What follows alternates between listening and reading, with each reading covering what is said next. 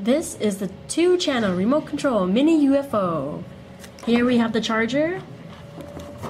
Right here is the battery compartment. Batteries are not included. You need a screwdriver to open it up. So you'll take your UFO and you take the wire with the little arrow up and you'll put it in here to charge it. You plug that in and you turn this on. Whenever the green light is not there anymore, that means that it's fully charged. So when you're done with that, you unplug this and you turn it on so you can see the pretty lights there. And now you'll see this is the remote control to control the mini UFO. There are little batteries in here which are already included.